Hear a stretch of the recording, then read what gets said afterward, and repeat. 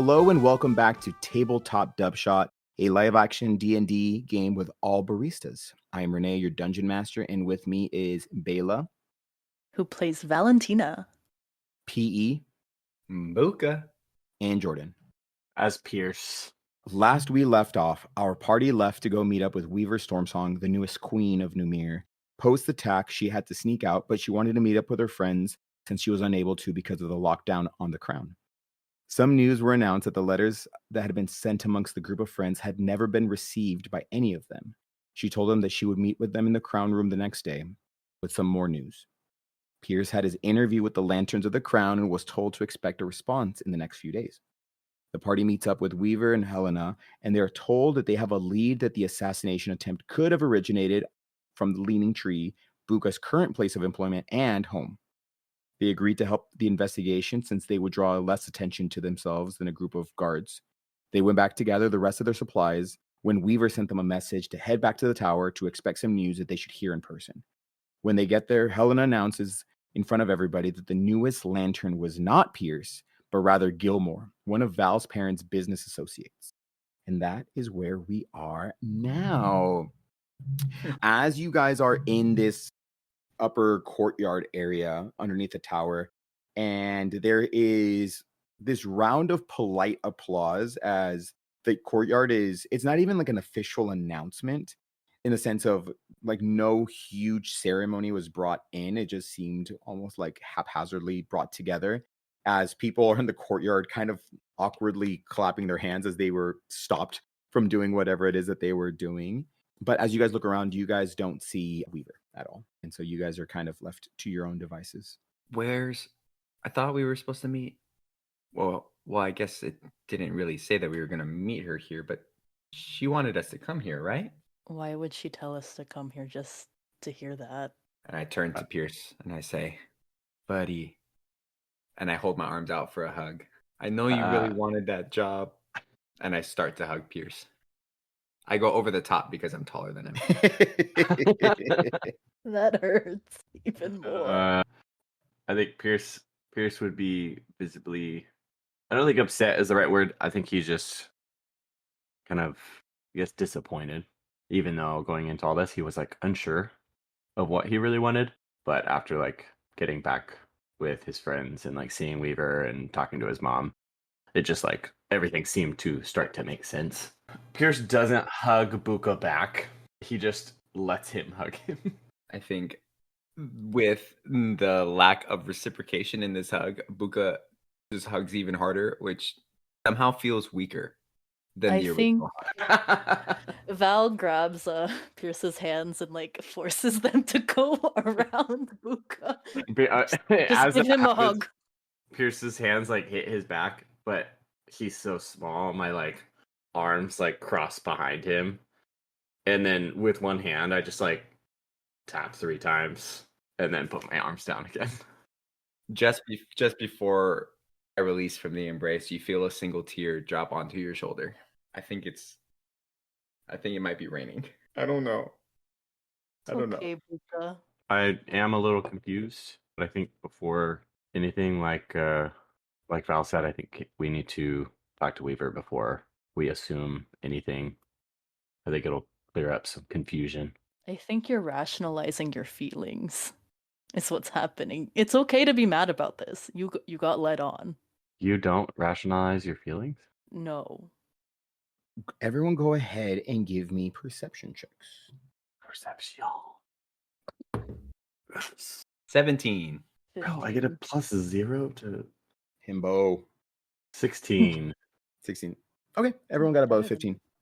As you guys are looking around, like I said, it's a lot of people that are part of like working and upkeep of the castle as a whole. And everyone kind of stopped whatever they were doing as this announcement was made. And after that kind of happens, there's this awkward shuffle as people start to go back to the tasks at hand. Close to one of the side entrances, so not the entrance that leads to the tower itself, but one that leads into more of the different like housing and rooms. You guys see this half orcish young man, probably on the same age as you guys are, probably like mid to late 20s at this point. Dark gray skin, small tusks are starting to like kind of like jut out a little bit, but you can tell The hair is like cut very well. It's not quite like groomed, but it's you could just tell it's that messy kind of like look as it's but dressed in like pretty nice clothes as they're wearing a very like they're wearing a loose fitting gray brown tunic and just pants. And you could see that they're looking around. And he kind of makes eye contact with you guys as a whole as you guys are just kind of standing there in the courtyard. And it's someone that you guys haven't seen before, but as you guys make eye contact, his eyes go back to the tower, and then he just kind of like shrugs and he starts to walk away. Do you guys know who that is? I don't. You don't know who that is? Well, I guess we're making new friends today, and I start walking towards where they're walking. Yeah, as you start getting closer, he's probably like about your height. He's probably at about like 6'1", 6'2", but just extremely broad shouldered. And he is in the hallway already about to start heading downstairs. Mm-hmm. I don't think I speed up to catch up, but I'm walking to keep up with them, like keep my distance and follow along. Cool. Are you trying to be stealthy about it, or they made eye contact with me, right? With you guys as a whole? Like he was like standing there and kind of looks up, shrugs, and then just walked away. Yeah, I'm not stealthy. Cool. I'm just following. I'll follow Buka. Yeah, I'm going to. I'm so upset. Disappointed. As you are walking behind, probably keeping like 5 or 6 paces behind, your feet are just kind of like slapping against the, not super loud, but you can like there's clearly like steps following behind him, and he kind of stops, doesn't turn around, and just you can hear him say, "Can I help you?" Oh, you didn't? I thought you. Hi, I'm Buka. I'm Emil. Nice to, and kind of turns around a little bit. Beautiful man, just like dark green skin, just beautiful, like just chiseled features. Hi, Emil. What are you doing? Where are you going? Now I'm heading back to my room. So I'm gonna pack up, and the lockdown's kind of been lifted. So me and my retinue, we are heading back home. And then as right behind, as you guys kind of follow in suit, Pearson and Val make their way behind, and just says, and all of you are, I'm Emil, by the way. I'm Pierce. I'm Val. It's a pleasure to meet you. You see that he puts like kind of like a hand to his heart and kind of just bows a little bit and just says, pleasure. My name is Emil. I'm part of a retinue coming in from Ulxa, and we were kind of waiting to head back home. This has been a little bit more adventurous and I think a little bit more excitement than we probably expected, but the lockdown's been lifted, so I think it's time for us to leave. But do you all live here? Oh, here is a relative term. You know, I live in the moment. I live here. I actually not here. I'm not even supposed to really. And I push Val in front of me. I'm not even supposed to be here. You're all from Alcore? I'm assuming you all got caught in when the lockdown happened? Yes. Yeah. Yes. We don't live here per se, but we do live and we are here. You're from here? Mm-hmm. Yes. Wonderful. Indeed. Well, this seems it was kind of an interesting additional event, I think, with your little coronation and then now the additional lantern election that you guys had. So you're telling me your coronations don't have assassination attempts every time? That's the only way to make it as a ruler in Ulxa. So this is status quo for you. A little bit. You were expecting the assassination, and I look at Pierce and I look at Val. I'm like, expecting it or carrying it out, as I say in my brain. Ulxa has always been, at least as far as even my grandfather's generation, has just been a war-torn place, and to make it as ruler, let's just say might is right. Whoever assumes leadership is usually done through a more forceful way of doing things. But I lean over to Pierce. Where the fuck is Ulxa? It's another country, Buka.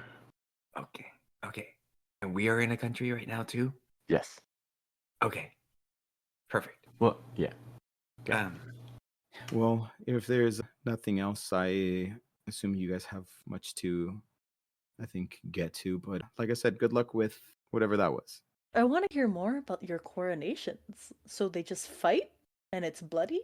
Or the assassinator becomes the royalty now? No, typically whoever is trying to attempt to, it's not really the crown. There's not necessarily a king. We have leaders, or we have a leader, but typically whoever is attempting to take over and assume control will amount some level of support and force. It doesn't matter if you kill the current monarch if you can't maintain the leadership, and so support of the people always matters. So How far is your home from here? well, we're planning on taking the teleportation circle out, Oh. but typically from a ship it's usually about a week's journey, week and a half journey. At this point, I think Buga's just getting bored because I thought we were gonna go meet somebody super exciting and go on another adventure, but he's literally just going to go pack up his hotel room. So Buga's gonna start like showing body language that we are now parting ways. I'm gonna cross my arms behind my back and say, "Well, thank you so much, Emil, for all your wonderful stories of bloodshed and parties and coronation. I have noted your nonchalant. It is impressive, and we shall bid you goodbye. Farewell. Safe travels. I'm sure at some point we're gonna see you again."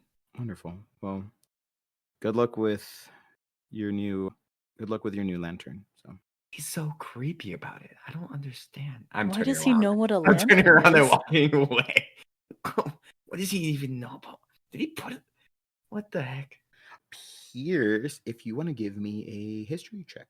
Do they all look like that there? We should visit sometime. Val, you should definitely visit sometime. I got a 15. 15.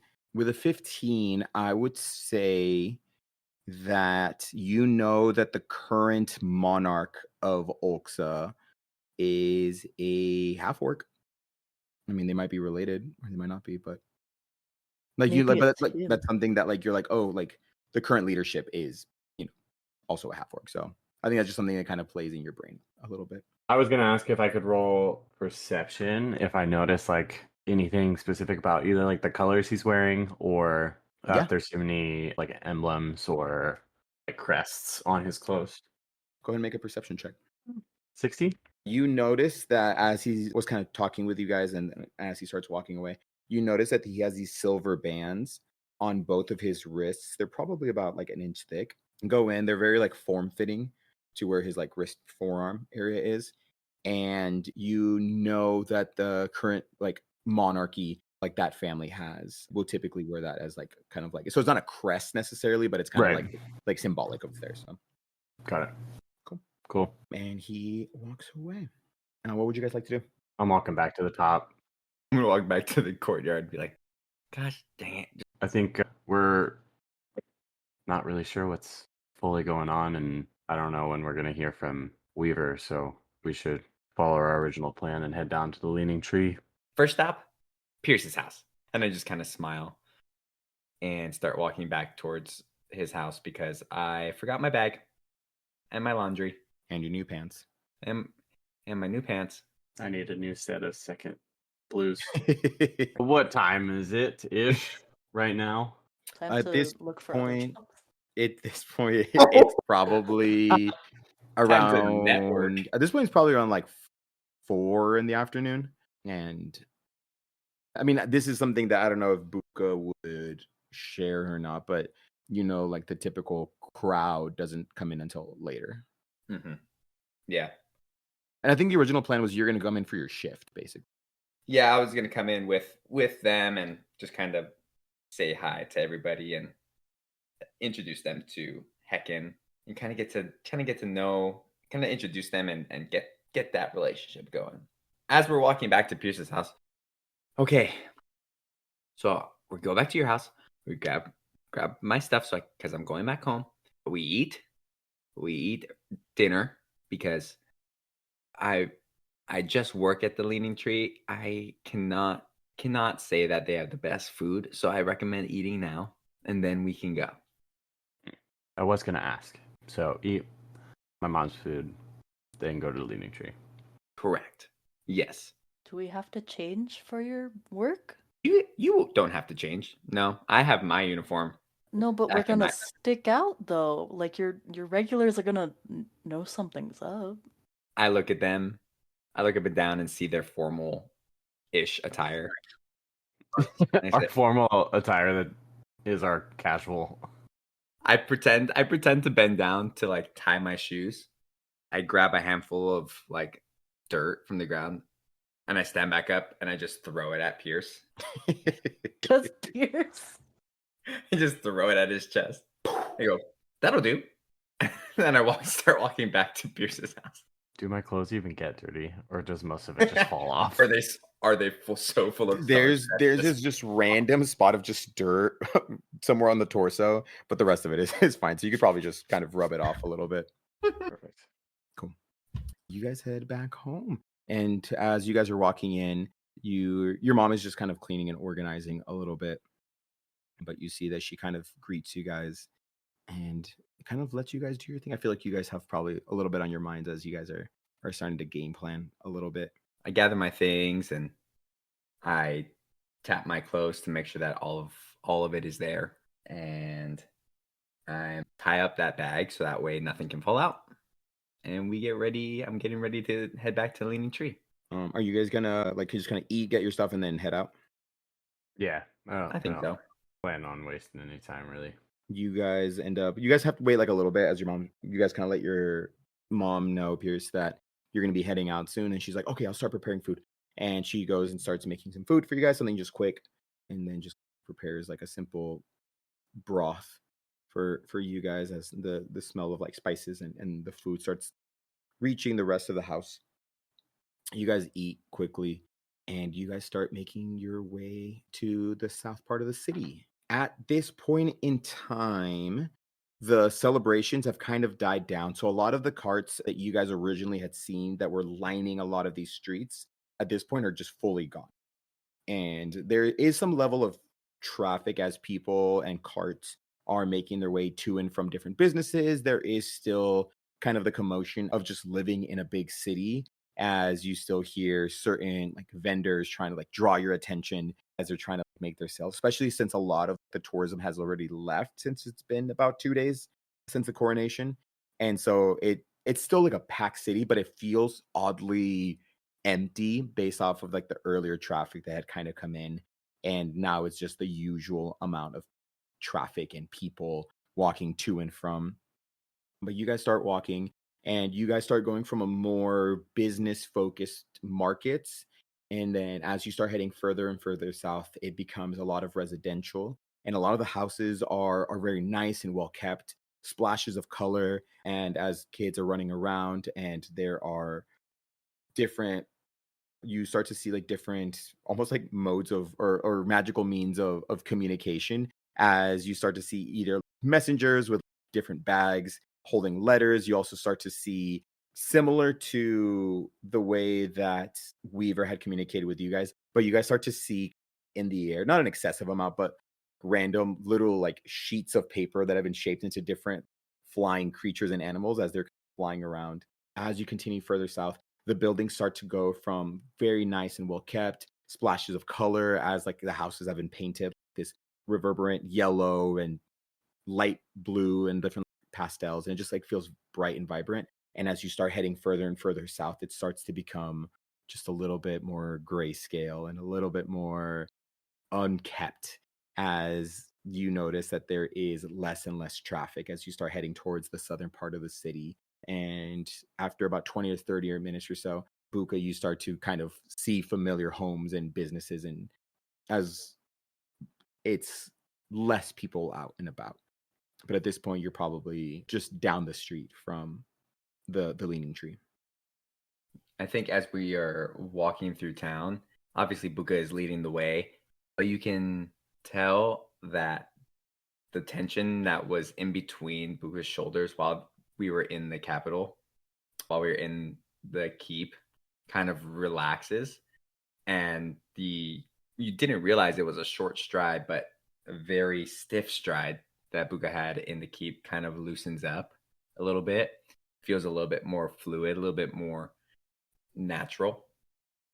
as it doesn't Puka doesn't feel like it. I don't feel like I'm picking up the pace, but the pace kind of picks up just a little bit because of how comfortable we're walking through town. You guys follow Buka into this tavern, and there is this low-hanging sign that at this point was already painted with something that was painted over something that was painted, and at this point it's just faded away as you see these poorly drawn images of like two trees that are bent a little bit, and in missing letters you see leaning tree, but it says a little bit more like ening to, and as it's kind of hanging just on these like rusted out chains. But you guys walk in, and as you make your way inside, it's fairly empty. There's maybe about two patrons that are there currently, and they seem to be just kind of minding their own business. And then they have taken a table off to the right. The bar area is like directly ahead of you, and the way that it is set up is in the from when you're walking in on the right corner there is a staircase that seems to lead upstairs, and then in the left corner is a series of more like tables, but this seems to be like a more secluded area. But at this point it's fairly empty. As we walk in, I'm going to spot a couple open stools at the bar. And Pierce, Val, why don't you sit down right here? My apartment's right upstairs. I'm just going to drop off my bag, change into my uniform, and I'll be right back down. Okay. Cool. Sounds good. Perfect. And I look at the bartender and say, hey, how's it going? So good, Buka, good, it's going good, man. Good. As this like very skinny like half elf is working. So at this point it's the shift before yours, because you guys basically work under like 3 shifts. And so, but this is Trevor. He looks at you guys, or as he looks at you, Buka's and he's like, Buka, you're here a little early. I know. Actually, late. And I wink. I haven't been, Yeah. Anyway, these are my friends, Trev. If you don't mind hooking them up a little bit, you can take it out of my tips from later tonight. Yeah, of course. Sounds good. And then you head over and start going upstairs. Trevor looks at both of you guys and just asks, what can I get for you guys? Don't take it out of his tips later. It's okay.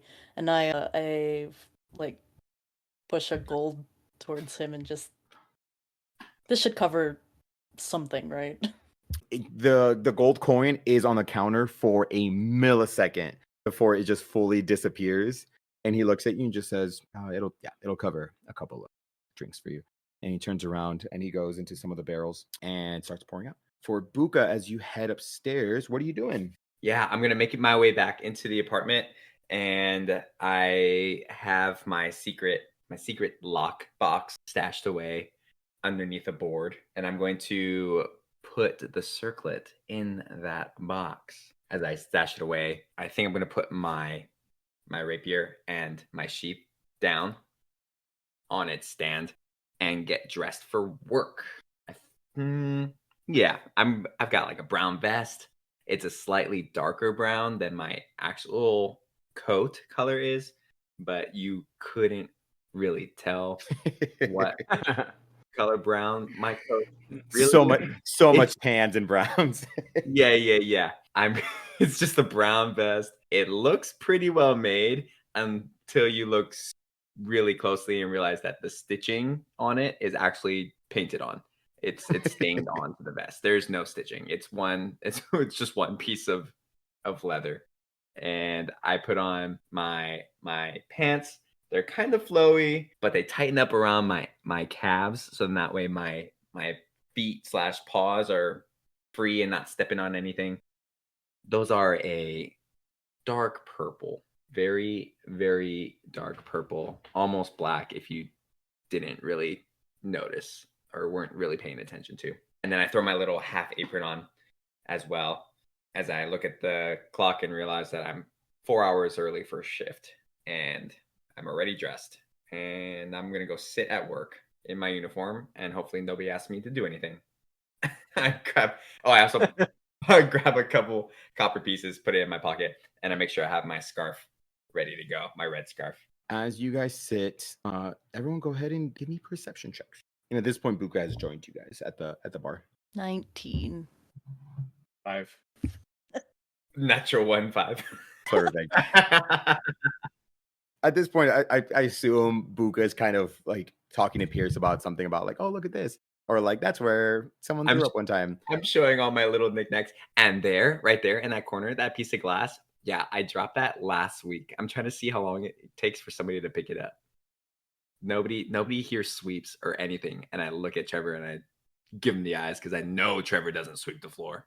Trevor, I'm he like he kind of shrugs his shoulders as he's like cleaning one of the glasses with like a dirty towel. So it's like just not cleaning much of anything.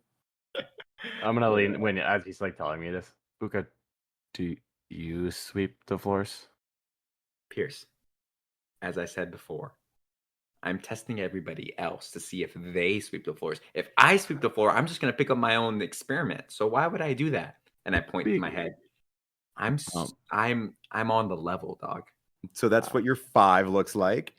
For a 19, Val, as you're kind of sitting up towards the end of this bar area where you guys are at, you're looking around and you notice there's already like these barrels and kegs that are behind the bar. As you start looking around, you notice that there is a series of kegs that are stacked up kind of like in various parts of it that look a lot like kind of like wine barrels almost.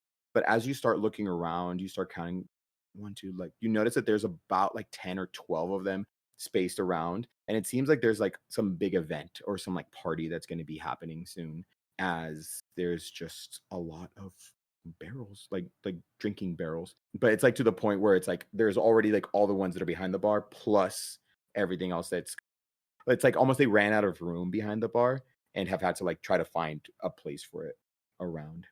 They're prepping. I see. Hey, Buka, are you guys hosting anything like an event soon or? I mean, I feel like every night's a party when I'm bartending, you know? No, but like outside of your normal party, like something give- bigger than the normal party? I give Trevor a high five. Trevor, boom, boom, high fives you back.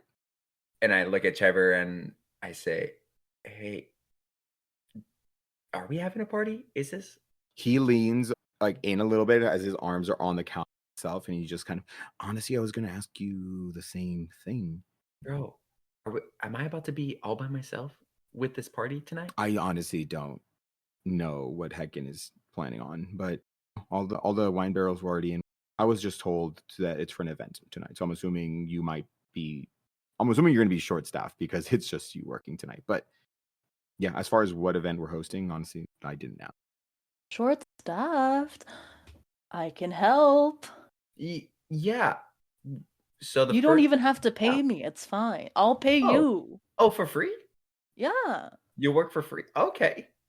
Well, okay. So the way we always start our shifts, well, I guess I kind of have to give you a little bit of training, a little bit of onboarding. First of all, Trevor, can you get her 2 more drinks? I need to see how she works under the influence. And I slide both of them over the valve and say, you're going to go ahead and drink those 2 first. And Both then, of them. yes. And then we'll come back to it. Okay, so when do I get my uniform? No. After after this. drinks. Yes. Can Val just down these? Like, do One, I have one to step at a time, Val. You are more than welcome to chug both drinks. I will chug both drinks like a champ. Cool. Go ahead and give me a con saving throw. +1. Okay. Oh god. Yeah, you'll be great. Just rolled a Yeah, d20 one time. How many has she had at this point? This is technically 3. 2 and 3. Yeah. Okay. 15. 15. Oh. You start to kind of like feel a little wavy a little bit, but then you're able to maintain a level of coherence. But you like feel it like in like the edges of your brain get a little foggy, but you are loosey goosey. It's fine. Yeah. See, I did this back in school. It's fine. I stare at Trev and I communicate through my eyes. Give her a double. Go ahead and give me persuasion. You work with Trevor, so I'll let you go with advantage. For Val and for Pierce, go ahead and give me insight checks or perception. Oh, not 20. You see a look is given. I did get but it. like, I did but get a all you 22, see is I persuasion. Buka gives him a look, and then you see that Trevor just prepares another drink. Why are you looking at him like that? I got a 3. So You perceive nothing. You perceive your drink is empty and you want You look in this corner, you're like, no one has swept over here. No one has swept over here. So I'm assuming I've only had one. Is it on the bar? Is it Val, me, Buka? Or is You, Buka, Val. so Buka's in between us? Mhm. Or actually, no. I feel like it would have been sorry. Val, you, and Buka. Because we were already sitting at the bar when. Yeah, he came in. Mhm. Okay, I'm gonna lean to Buka. Buka, does Hecken like to drink? Oh, Hecken. Actually, I don't think I've ever seen Hecken drink. I think, oh gosh, I think he might be sober. You start to think back to like it goes to like flashback scenes of Hecken just fully just either acting crazy or just flying off the handle of like oh like dude, it was like a drunken rage. But then you start to think you're like, I've never seen this man actually drink, and you're like, my God, he's just an angry guy. Suddenly, I feel like this plan isn't going to work. I'm going to sit there and reminisce on all the moments where I thought he was flipping tables because he was belligerent, and he wasn't. He just really wanted to see what was underneath those tables, I guess. No, I don't think Hecken drinks. Do the people at his table drink? Oh yeah, all the time. Got it. Pierce doesn't say anything else, but to himself, thinking, knowing that we're going to be meeting Hecken, I would like to drink a little bit slower until Hecken gets there. Yeah. And at this point too, I'm just trying to work. At this point, Trevor kind of like lets you in behind the bar, as you three plus the two that are at that table in the end are like the only ones like in the bar. And he starts like walking you through like, all right, cool, like this is like our red ale, cool, this is like one of our beers, this is like one of our stouts. Like he starts kind of walking you through like the different drinks, and then he's like, cool, like you want a little bit of foam, like you don't want to get too heavy but not too light, and starts kind of like walking you through proper like bar protocol. Yeah, and Trevor is giving you samples of everything, so you are also drinking more. Yeah, you have little samplers. In a little bit, we'll have you do another conversation. But in the meantime, you're fine. In the meantime, you're having like they're just like the little 8-ounce, or not even. They're like little like shooters. Tasty. Yum. But so you guys are sitting there, and again, at this point, it's kind of like that table is. Trevor will occasionally like go and bring them other drinks, but it's kind of left to your own devices. So Trevor's kind of like just chatting with you guys. He's being a good bartender and is just kind of having conversations with you guys. As another like hour or two go by, you start to notice like more and more bodies start coming in, and Trevor goes from just chatting with you guys to being like an attentive bartender, and you see that he's hopping from like different table to table as he's taking orders from people. Are you guys staying in that bar area? I think so. Yeah, we're posted. I want to bring drinks out to people. Yeah, go for it. Now, as you're going, like at this point, Trevor's having you. You're like, all right, cool. We're gonna need 2 red ales. It's going to table 4. Got it. So he's kind of like guiding and directing. As Buka is in his work uniform, just sipping on a drink. Pinky's up. Hey, Buka. Yeah. You know what I noticed? What? Trev seems he's a great bartender. He just Trevor? doesn't like to clean. No, I mean, you don't. You know, my mom always says you can't have it all. You know, they give us flaws for a reason. And Trevor's flaw, he doesn't sweep the floor. But everything else, you should see him do his taxes. He's extremely quick at his taxes. Accurate too. Yeah, as you say that, like a couple seats down, you see that like 5 different people are paying, and then he's like, all right, cool, you guys are getting those the 2 red ales, 2 beers, 4 silver. All right, here's your change. All right, you got these 4 drinks. Okay, you still owe me 3 copper. Okay, cool, sounds good. As he's just doing like quick math with like 5 different patrons as they're all trying to like pay and get drinks. Oh yeah, he's the best. I mean, that's why he's on the pre night shift, so that way he gets all the people ready, and by the time I hop on, they're already drunk, and I get to handle the drunk people, I guess. Wow, my job's kind of rough. You see as like Trevor's tip jar is just getting more and more full. The whole bachelorette party shows up. I turned to Pierce. That's Patrice. This is her 4th bachelor party this year. As you say, then kind of lean back. Trevor leans into you, like by your side, Pierce, and just says, "That's Patrice, man. That's like her 4th marriage already. So we'll see how that one goes." Val, go ahead and roll me another con save, please. Yay. Oh no. An 8. You're up. You're walking around. You are definitely like inebriated at this point. And so like, you're able to be like mobile, you're not like falling down or anything, but you have had lots of drinks to drink at this point. But you're kind of helping Trevor kind of do his thing. As the night goes on, it starts to get dark at this point, and you guys have kind of just been hanging out, kind of just been eyeing everybody, as you know, it's a bar, and so people are here to get drunk. And at this point, it's been a few hours already. It started to be nighttime, and Val, I'll say, is behind the bar. Pierce, you are sitting at the bar top. Where would Buka be? I haven't started my shift yet, right? I'm standing at the bar top next to Pierce. Okay. Yeah. Cool. You look up and Buka's just standing so tall. The moment you kind of like step up to the bar top, you hear that back door that leads to that corner table where Hecken usually is open up, and Hecken makes eye contact with you, gives you like a look, and then goes to the table behind him. Are being his normal guards of this half orc and the dragonborn. For Pierce and for Val, go ahead and give me perception checks. Val, go ahead and do it with disadvantage. Oh, I got a nat 20 for the first one. And a 9. A 9. A 9 total. Perception. Wait. I didn't add. Perception's not my thing anymore. 14. 14? Yeah.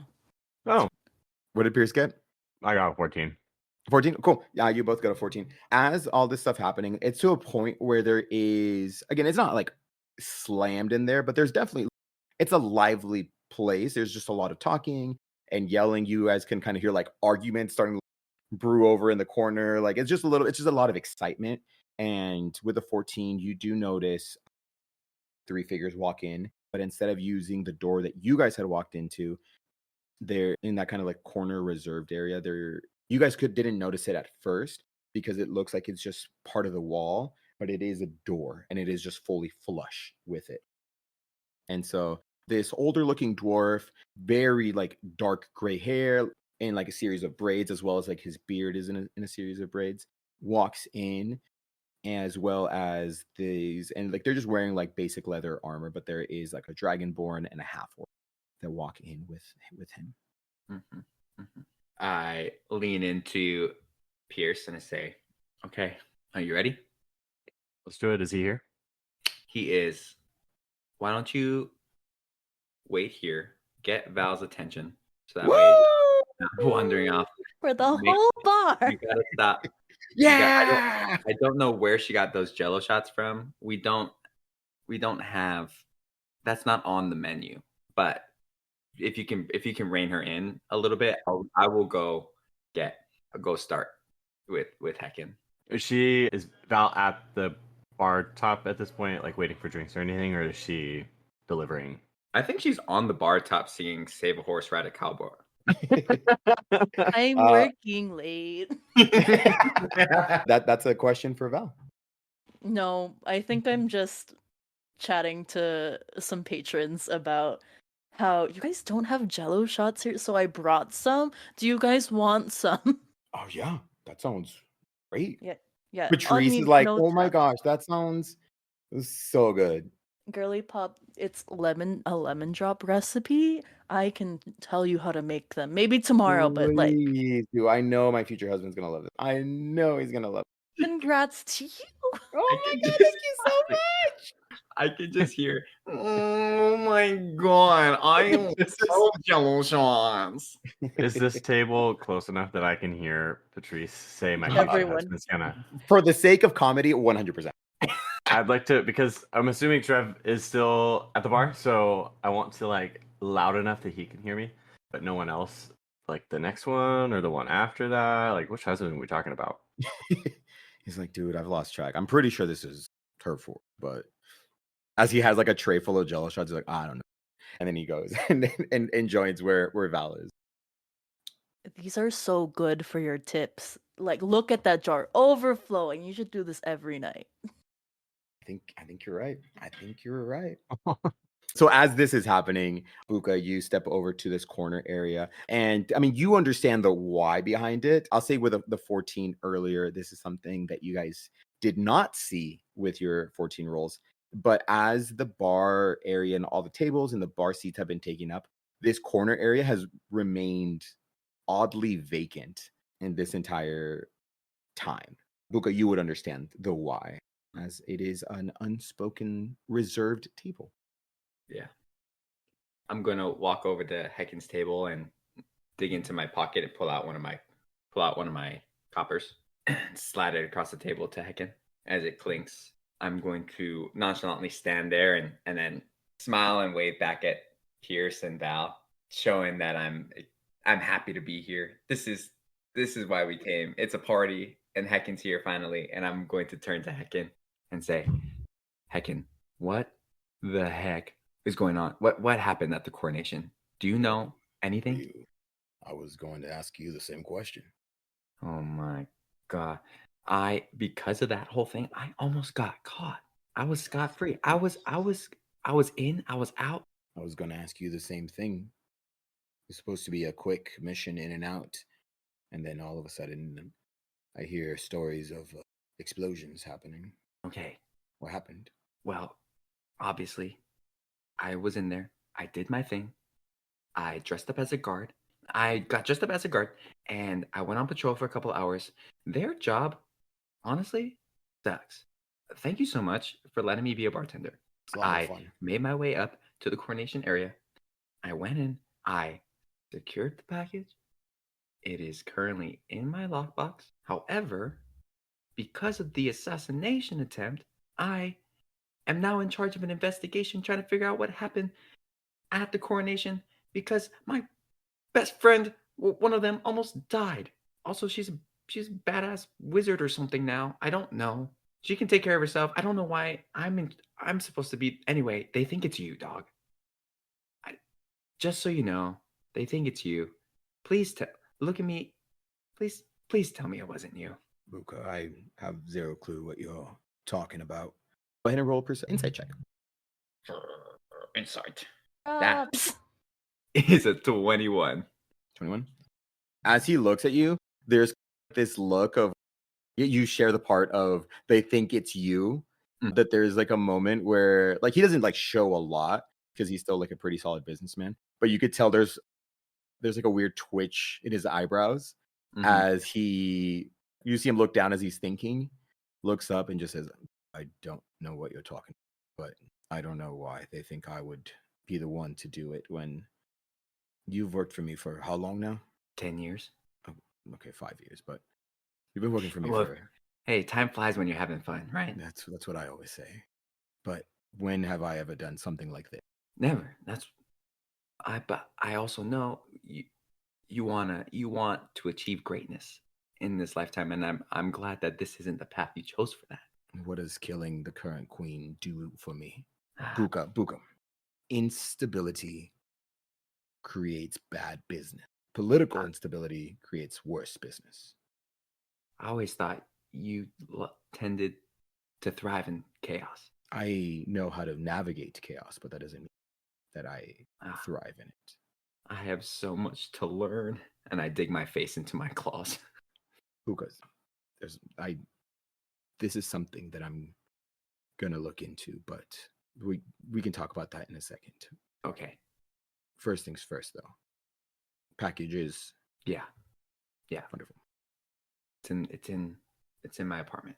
But first, I promised that I could set up a meet and greet, and you can kind of get interrogated by somebody who's used to be in the army and another royal. So don't mention anything like that, like what we were doing before, because if you do, then I'm going to go to jail. Oh, is these who your friends are? Yep. Okay, bring him over. Okay.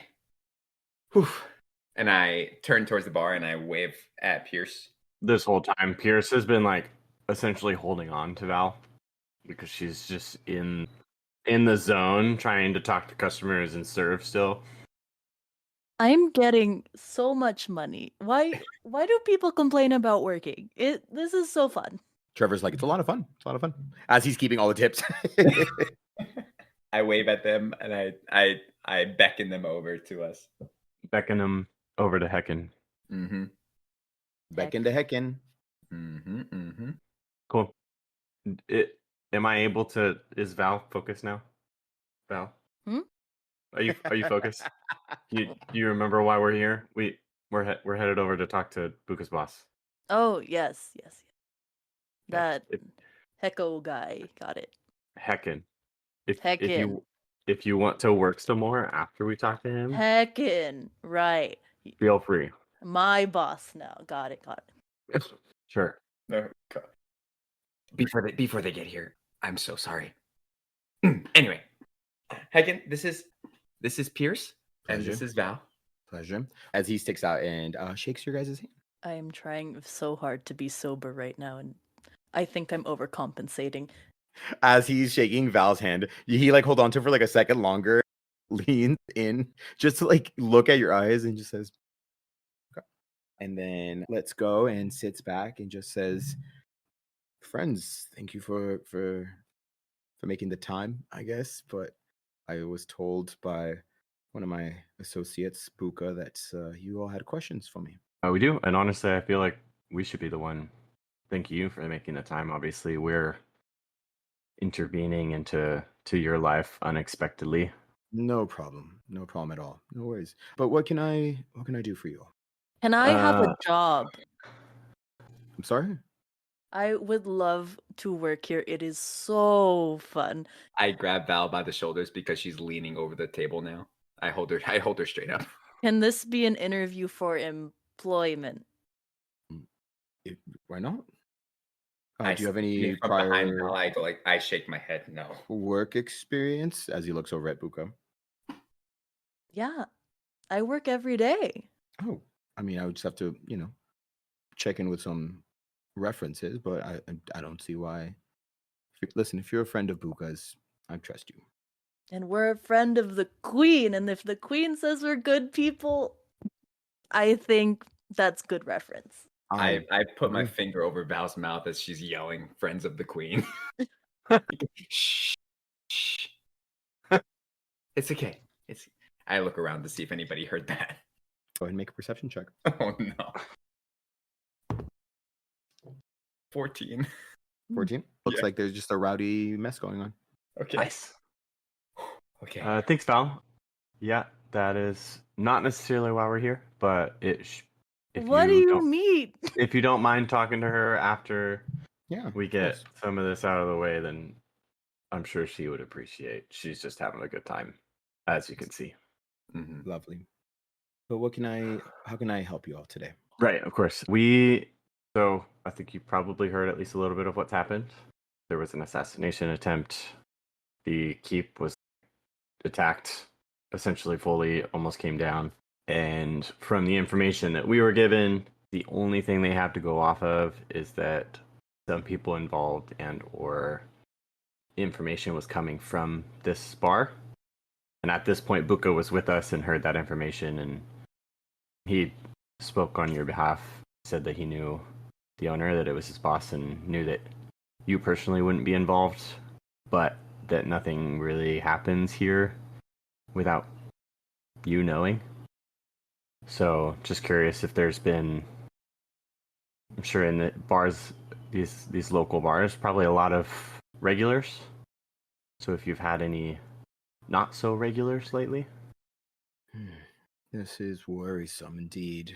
I typically deal with the same amount of regulars that we, see day in and day out. And the last week or so, we've had an influx of visitors coming in for the coronation.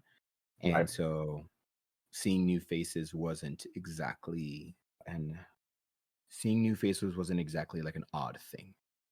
And so this is incredibly upsetting though, because I feel like this is something that I should have known and I didn't. And I don't like not knowing. Was the information that they were working for me, or was the information that they were working here or based out of here or nearby? Information was more that this was being used as a meeting place of sorts. I think all in all, the assumption is that the attempt was by at least most of the group, if not all the group, not from Alcor, and they used partially the coordination and, like you said, I mean, it's coordination. There is people from all over here, lots of extra traffic, easier to blend in, not abnormal, like you said. If this had happened on some regular day, you would have noticed a group of not so regulars coming in frequently. As this happens, he looks over at Buka. This last week, have you noticed anybody hanging around or people that shouldn't be here? I don't think I I don't think there were any shady customers. I mean, to be honest, I've been a little preoccupied with work lately, and I kind of nod at Heckin to remind him that I was preoccupied these past couple weeks trying to make sure that I was dialed in for my job. Yeah. As he's having this, he is able to make some eye contact with Trevor. And the moment Trevor sees that, he stops immediately what he's doing and starts making his way towards the towards like table with you guys. He's like, boss, yeah, what's going on? And you see Heckin speaks up a little bit and just says, Trevor, there's been some news that we've had some unwelcome guests possibly using our wonderful establishment as a staging ground for some not great things. I haven't seen anything, but have you seen anything out of the ordinary or people that shouldn't be here? At least this last week. Trevor stops and thinks a little bit and just says, I mean, not really. I mean, there was, I mean, well, remember those people I told you about? He's like, who? And he's like, that elf and the dragonborn from a couple of days ago. Oh, the ones that had gotten too drunk. And he's like, yeah. He's like, but I mean, those were like the only people that I guess were kind of not like regulars. And he's like, yeah, I mean, I guess so. All right. He's like, thank you. And then Trevor goes back and he looks back at the rest of you guys. And then, I mean, about 4 days ago, we had this elf and a dragonborn that were here during the day, and Trevor just told me that they had gotten into an argument of some kind, and it almost broke out into a fist fight. But beyond that, I mean, afterwards, Trevor kicked them out and things with that. But I don't know Did we find out where they're from? I don't think so. I think once we kicked them out, we just kicked their asses out, and we kind of left it at that. But I mean, I just took it as far as I'd been told that they were just drunk idiots. I mean, it does sound like you didn't, whether they tried or not, you wouldn't have allowed them to come back anyway. So, Yeah, so that was the one and only time that at least that I've even been told about them. But Mm-hmm. Yeah. can I, for the DM, Yeah. was there, because I know I found those like rings Mhm. and the people that had been like possessed, I guess is Mhm. what we would call it. Was there anything on the ring? I'm trying to remember if it said anything because I remember looking at them pretty closely, or if Did you pocket one or did we hand all of them over? Handed all of them over. Mm. I wanted to take one, but Yeah. no. Do you remember Val what wanted to? do you remember what the insignia was on it? You would remember that it was like a crucible of some kind or some kind of like brazier. Obviously, it's kind of hard to tell like on a small ring, but I pull out some spare paper from behind the counter. We leave it there so Trevor, if he ever needed to write down his math, he could. He never does. he's that good. He's that quick, dog. He pulls it out. Grab some, put on the paper, and grab a pen or a quill. And I seem to remember that they had rings on them, right? Do you guys remember what it looked like? I mean, the rings were small, but Mm-hmm. there was like a crucible type insignia on it. Again, Mm-hmm. on a ring, so not super detailed. Mm-hmm. You know what I do remember is that Yeah, Jello Pierce shot. wouldn't. Patrice. No, Pierce wouldn't let us keep one. He gave all of them to that lady. And why does he always have to be such a rule follower all the time? We wouldn't have to draw on the stupid paper. We could have Mm-hmm. just had a ring. Yep. And I look at Pierce and I shrug. She's got a point. And I give him the pen because now he has to draw it. Yeah.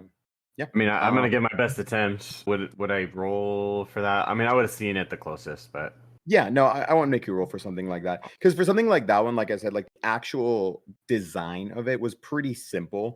right. Because it basically just looked either like a crucible or like a brazier of some type where it was almost like a large bowl shape, but you could tell that there was like almost like these like symbols, like very like almost cliche, like just fire coming out from the top. Cool. You're able to draw it, and then as you slide it down to where Heckin's side of the table is, he grabs it, looks at it, and then looks back towards like his guards. Everyone, go ahead and give me insight checks. With I'll say it. I'll say disadvantage? go. I said this for you. You can do it just straight, flat roll. It doesn't matter because I got a 6. After getting a 3 and a 5, got and an I think 8. another 5, I got a nat 20. Yeah. When it matters. Which is really what you want, you know. Yeah. With a nat 20, as Heckin grabs it, you could tell that there is this. It's again, this man is like a businessman, literally deals with like the underbelly of the south part of the city. Is, you know, he really does keep kind of a very like reserved appearance a lot of the times, even from like the little that you've talked to him, like you can just tell he keeps things cool. You notice this small twitch like in his eyebrow, and then he goes and shows it to the guards behind them, and the dragonborn looks at him, nods his head a bit, and he Heckin gives him, you can't see because his back is towards you a little bit as he has turned, but you see Heckin probably gives him like a look or a glance of some kind. The dragonborn, like this blue dragonborn, or sorry, no, this one's a red dragonborn. This red dragonborn nods and goes through the door, and as Ekin turns around and faces you guys again, face just no expression again, just says, "Where did you get all this? Where did you get this design?" During the attack on the castle and the assassination attempt, these men dressed as guards had started attacking civilians, assuming to cause a distraction to help whoever was actually targeting the queen. We took them down, and they were wearing these rings. All 3 of them had these on. With a nat 20, Renee will ask Jordan, what's one question you want to ask Heckin? I mean, it seems this emblem looks familiar to you, but also not something that you want to see. Who does it belong to? Heckin looks around, making sure that no one's taking glances at, you know, as you guys are having this conversation. And he leans in, and you could tell this is like a moment where instead of just having this normal facade, he kind of is you could tell he's trying to have like a more private conversation. I mean, the whole conversation is private, but like you could tell they're a new group that's been causing problems with some of my shipments and different different shipments that are being made. They call themselves the Pyre, but I just know that they just showed up in this last month or so, and they've just been causing problems, not just for me, but for other business owners over here in the southern city. But they all seem to be wearing a ring with, and he points to it, with that emblem. Do these fires seem to be from Alcore? Shakes his head no. Obviously not someone you're a fan of, because you seem angry towards this, and as we thought before, we didn't think that you were involved, but hoped that we might be able to get some kind of lead. Do they have a kind of base? I guess I could see them maybe creating the rumor of meeting at the Leaning Tree to kind of throw you out into the dirt. Yeah, no, honestly, no. We have warehouses kind of around the city, but they honestly come and they cause this huge fire. They burn everything to the ground and then they disappear. So it doesn't really seem like they have, or we haven't been able to find a base of operations. We've been looking, myself and a few of the other business owners that are nearby, but it just seems like they're trying to destroy a lot of our products and create almost run us out of business. And so it'll take more than just burning a few warehouses down. But as far You as think they're focused on you specifically, or kind of the? there's been a handful of us that they've been, but as far as any kind of information about where they could be, we just had, and then Buka would kind of remember hearing something about in the last couple of days, but we had one of our warehouses burned down about 4 days ago. And so that might be the only recent thing, at least, that I've heard about them doing. So, Got it. Well, I mean, I appreciate the information that you have. I'm glad you had something for us so we can go back and give a report that hopefully continues leading us in the right direction. Wait, yes. what were in the warehouses? Why did they want to burn them down? Just merchandise that we have. Merchandise is a broad term. I do a lot of broad business. Pat Val on the head. Listen, if you're going to be one of my employees, you just have to understand that I run multiple businesses. Leaning Tree just happens to be where I spend most of my time. But Fine. I know it's sure not necessarily the position you want to be in, but would you mind me asking if any of them came into here, or if a new event happens, attack by them, get that information to Buka so we can attempt to track them down in some way or another. yes, no, of course. And then please, if you find out any information, of course, I would report anything to the authorities, of course. But if you guys have any information, if you could disclose it to me first, that would be most appreciated. Buka being a part of this investigation, I'm sure he'll be a straight line of information for you. I appreciate that. Yeah, no, this is very upsetting, but I'm glad we at least there seems to be some common factors in the situation that happened at the castle and situations that are happening here. So at least there is a similar thread. And just like any other thread, as long as we start pulling, I think we'll find what it is that we're looking for. It sounds like this group might be pushing for something more than just putting some people out of business. It does seem that way. Well, is there anything else I can help you with, or I don't believe. I think just like to stick around for a little bit, hang out. I think Buka's about to start working, so maybe he can serve me a beer. Serve you a beer? I pull Val away from the table a bit and I say, "Thank you so much again for the time. As Pierce pointed out, I'm about to start shift, but if you don't mind, my friends will be hanging out at the bar with me, and we promise to not be rowdier than the rest of them." And I point to the rest of the crowd, and I'm trying to get them all riled up to have a good time.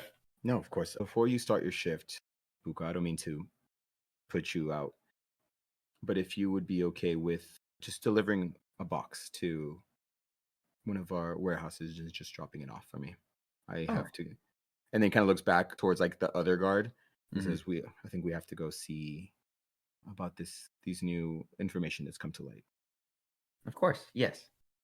I'll leave my friends here at the bar while I go drop off that box. Looks over at as Val is starting to feel like go back into drinking a little bit, and then kind of looks at you and just gives you a look of.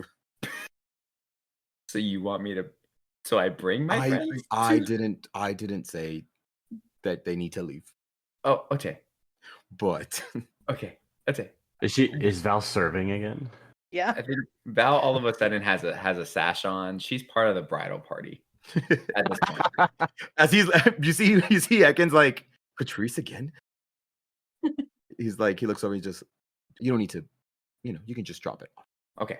I'll be really quick. Okay. I'd like to, as soon as Ekin stands, I'd like to stand and go for a handshake. Yeah, shakes your hand and just and as you're about to let go, he stays holding on for a second and just says, Any information would be much appreciated. Same to you. And then nods, and then you see they go through the door. Luca, you head upstairs. Do you grab just the box, or do you grab? I grab the box. I rearm myself with my rapier just in case. Yeah, And because I think probably at grab this, a cloak. yeah, it's just kind of like just your stuff. Yeah, and then just Yeah. I guess on a side note of something that Luca would probably know of, like 99% of the time you're meeting up with Heckin and you're dropping stuff off there, but Mhm. he occasionally does have you go to like some warehouses. Yeah. And so usually it's not that uncommon of like a thing.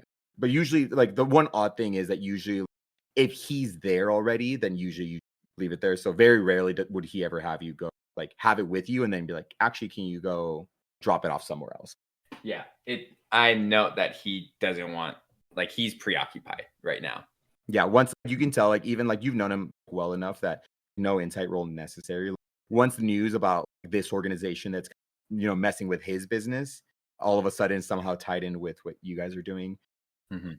But there seemed to be some knowledge and recognition of that.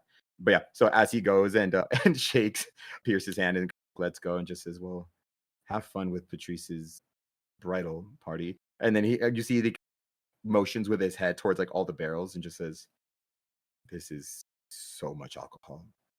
Listen, for Patrice's fourth marriage, then I guess we took out all the stops apparently." Patrice in the background, woo! This is my new bestie. Patrice is like, "This is my best friend." Cool. Her You're maid of able honor is like, her rude.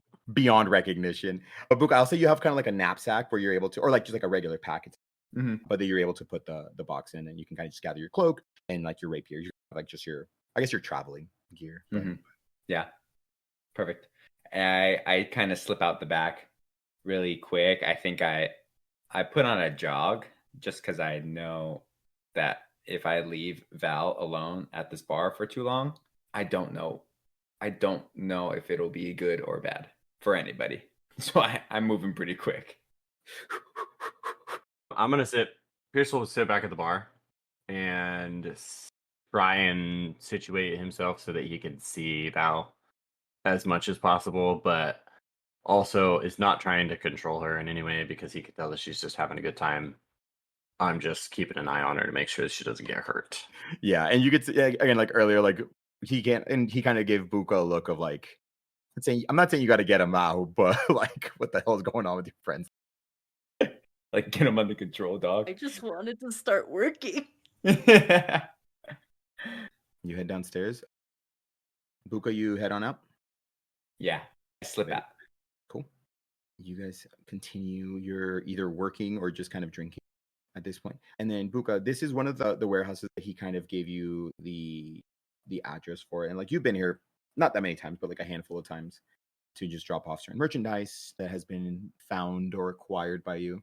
And so you do pass by, it probably takes you like 5 to 10 minutes. It doesn't take that long as you're already in the south part of the city. As you're walking, though, you do pass the one warehouse that did burn down. As you can tell, at this point, it's been 3 or 4 days, so it's been fully like put out at this point. But it was like this massively large building at some point that is just fully just ash and debris and just burnt wood and whatever like leftover stone, and it's kind of been left over. But as you walk past it, cool. Sweet. I make my way towards the warehouse, and as I pass the burnt one, do I seem to remember? Had I ever been in that warehouse? Do I remember what was in that warehouse? That one, typically, the one that was burned down held a lot of items that had been found or retrieved from more like upscale houses. Cool. Yeah, so that's kind of like what that was. So a series of like statuettes, random like magical items, stuff like that. The one that you're going to, this one is typically like, so what you found would typically go to the warehouse that was burned down. This one that you are going to is a little bit more of like the lucrative. This one's like a lot smaller, still not like the nicest neighborhood, but like the houses themselves are just like a little bit bigger, I guess. And so this one, is typically merchandise that's more magical in nature. Yeah. Perfect. But like, since the other warehouse is burned down, it kind of makes sense that, well, this is the This is the other warehouse. Yeah, because there's nowhere else to go. So yeah. I'm gonna make my way towards the warehouse, and I walk up to the door. I give my fun little secret knock. as you go and start rapping on the door, you are immediately swept off your feet as this massive explosion blows the entire building apart. You are tossed back 30 feet as this heavy wooden door collapses on top of you, and that's where we're going to end tonight's session. That's some bull. Are you okay? I have so many questions. Unless it's too far away and we didn't hear it, then I have no questions. You guys would have heard me.